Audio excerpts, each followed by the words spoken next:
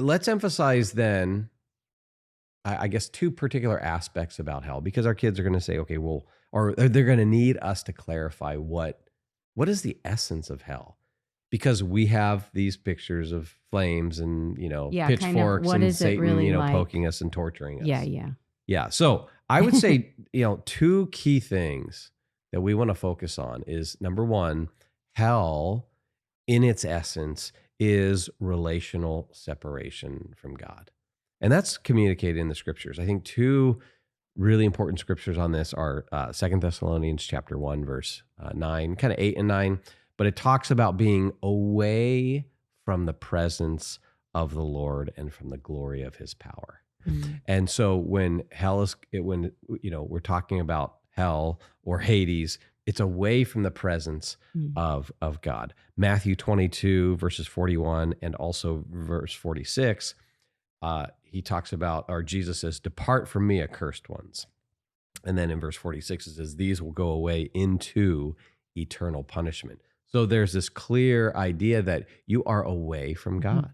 You are relationally separated from God. I think not only can you teach this to older kids, that it's this relational separation, but I think even to little kids, this is a great way to describe hell.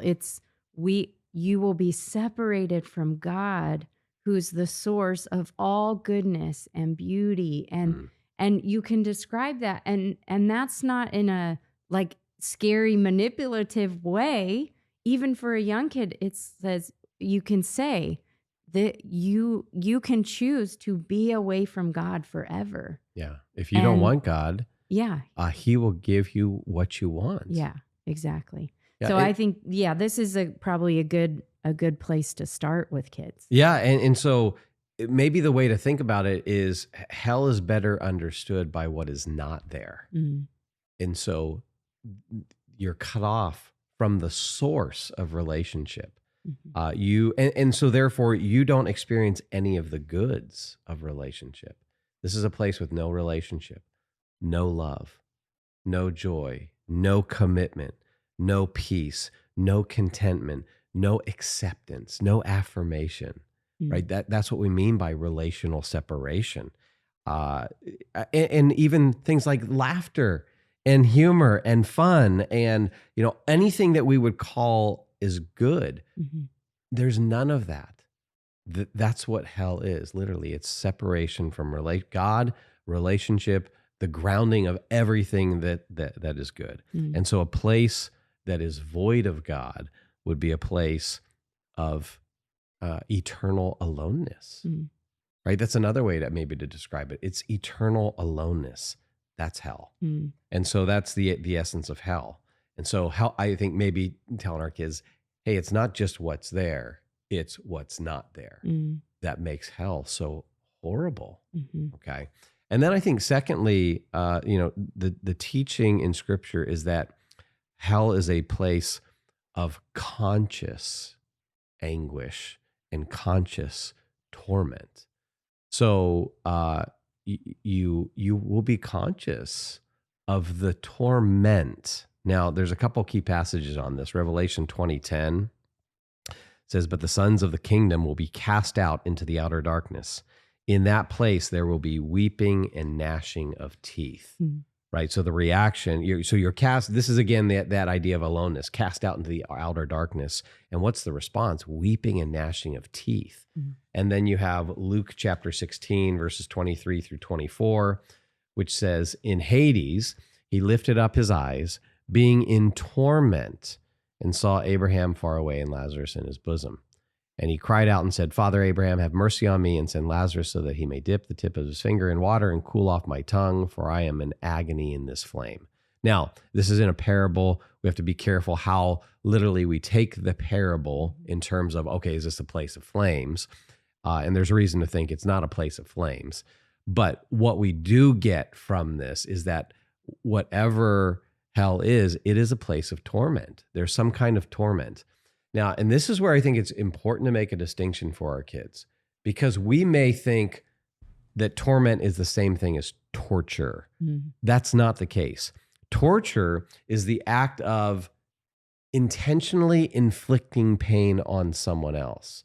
So if I was about to give an analogy, an illustration, but I was Let's not thinking, go okay, there. if I were to torture you, Aaron, here's what I would do.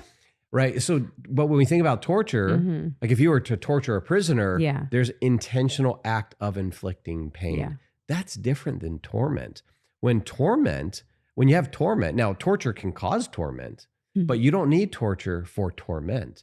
Torment is the mental or physical suffering that we might experience from a host of things. Like I make a bad decision, and then there are consequences for Mhm. me and my family. I may experience torment. Torment. Yeah. So I think that's an important distinction. Uh, the biblical view isn't that hell is a place where God is actively torturing people. It's that what's not there ends up uh, creating this internal torment. If you're Mm. separated from God and from all the goods of relationship, that there will be a state of torment, mental or physical suffering because of what you've chosen. But God is not down there, intentionally inflicting pain for eternity. Mm. And so I think that's a helpful distinction. And maybe an analogy, this is where analogies are helpful to maybe communicate about hell. Think about the idea of jail or prison. You could ask the question, hey, is prison a good thing? And the initial reaction is probably, well, no. But when you think more deeply about it, you also want to say, well, yes, in another sense. Do you mean correctional facility? I think that's what And- we prefer to call it now. Yeah, no, I like to say jail, prison, the big house or something like that, right? I'm just Um, kidding, but Yeah, so, but you think about mhm. prison, in one sense, it's good because you take criminals away from society and you quarantine them. You put them in prison to keep them away from corrupting others. Yeah, and here's an analogy. You think about our founders of this country. When people arrive in the U.S., what's the very first thing they did? They went around and built prisons, right? No, that's not what they did. They didn't start by creating jails. Jails are a response to people who come and don't want to cooperate or who want to break laws or who want to harm other people. And so prison is a response to the crimes Mm. of humanity. And in the same sense, I think that Kind of helps like us to timeout is for the 3-year-old. Yeah, I guess that you could use that analogy. Um, we would want to say, God doesn't start by creating hell. Mm. He creates human beings, and the first thing he does is, oh well, let's set up hell here. No, it's a response Mm. to the disobedience, the moral crimes of humanity. And so, all that to say is that, hey, the biblical teaching, if we were to summarize it, is God creates these incredible creatures, human beings made in God's image. He gives them genuine freedom to choose God, to reject him. Hell is his response to our rebellion. And what hell does is it takes God's character and nature very seriously, Mm.